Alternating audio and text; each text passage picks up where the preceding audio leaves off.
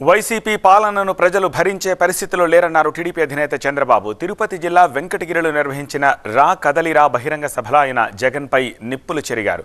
శిశుపాలుడి 100 తప్పులను శ్రీకృష్ణుడు భరించాడని, సీఎం జగన్ 1000కి పైగా తప్పులు చేశారని ఆరోపించారు. రాష్ట్రంలో యువతకు ఉద్యోగాలు లేవన్నారు. ఉద్యోగులకు జీతాలు ఎప్పుడొస్తాయో తెలియని పరిస్థితి నెలకొందన్నారు. వైసీపీ పాలనలో రాష్ట్రాన్ని దోచుకున్నారని, టీడీపీ జనసేన అధికారంలోకి వచ్చాక విచారణ జరిపిస్తామన్నారు బాబు. శిశుపాలుడు 100 తప్పులు చేసే వరకు శ్రీకృష్ణుడు భరించాడు, అవునా కాదా? చరిత్రలో ఈ తుగ్లక్ 1000 తప్పులు చేశాడు. ఇంకా భరిస్తావా అని మిమ్మల్ని అడుగుతున్నా. భరించే శక్తి మీకుందా అని మిమ్మల్ని అడుగుతున్నా.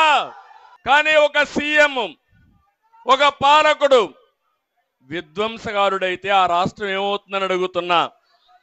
బలైపోయిందా లేదా అని మిమ్మల్ని అడుగుతున్నాను. ఏ రైతైనా బాగున్నాడా? ఏ యువతకైనా ఉద్యోగం వచ్చిందా?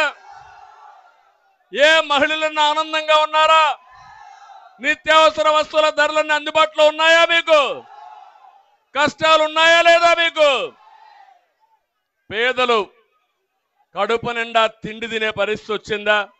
నిన్నే సంక్రాంతి పండుగ అయింది, పండుగ కూడా చేసుకోలేకపోయాం.